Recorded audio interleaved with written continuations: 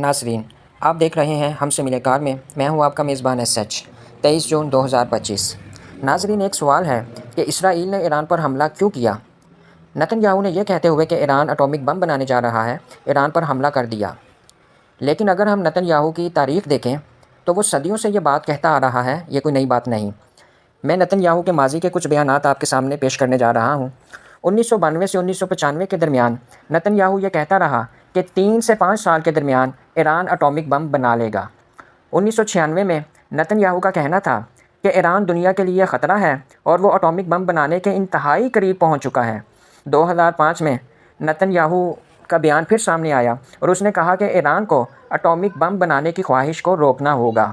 2007 میں CNN کے ساتھ ایک انٹرویو میں نتن یاہو نے کہا کہ ایران اٹامک پاور بننے کی ریس میں ہے۔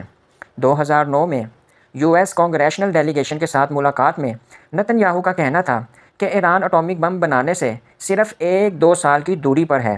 اسی سال کے اختتام پر نتن یاہو کا کہنا تھا کہ ایران اب ایک اٹامک بم بنانے کی صلاحیت رکھتا ہے۔ 2010 میں نتن یاہو نے کچھ اس طرح کہا کہ ایران کے نیوکلیئر پروگرام کی وجہ سے اسرائیل اور پوری دنیا خطرے میں ہے۔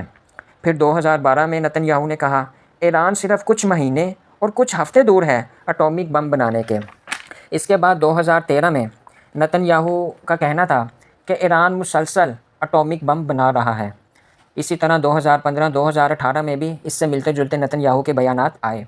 پھر 2023 میں ایک انٹرویو میں نتن یاہو نے کہا کہ ایران کا نیوکلیئر پروگرام خطرناک طریقے سے جاری و ساری ہے اور وہ ریڈ لائن کے قریب پہنچ چکا ہے۔ پھر 2025 میں نتن یاہو نے کہا ایران صرف کچھ دن میں اٹامک پاور بن جائے گا۔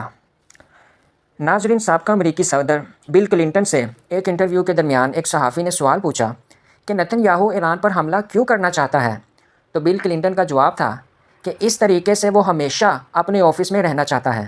یعنی کہ نتن یاہو کو یہ لگتا ہے اگر وہ ایران پر حملہ کر دے گا تو اس کی عوام، اسرائیلی عوام اس سے محبت کرے گی اور وہ ہمیشہ اسے سپورٹ کرے گی اور وہ ہمیشہ اسرائیل کا پرائم منسٹر رہے گا۔ ناظرین، یہاں پر ایک سوال اور بنتا ہے کہ جب نتن یاہو صدیوں سے یہ بات کہتا آ رہا ہے مگر کبھی بھی نتن یاہو کی ہمت نہیں ہوئی کہ وہ ایران پر حملہ کر سکے، مگر اب 2025 میں آخر ایسا کیا ہو گیا، اس میں اتنی ہمت کہاں سے آ گئی کہ اس نے ایران کے اوپر حملہ کر دیا؟ اگر آپ کے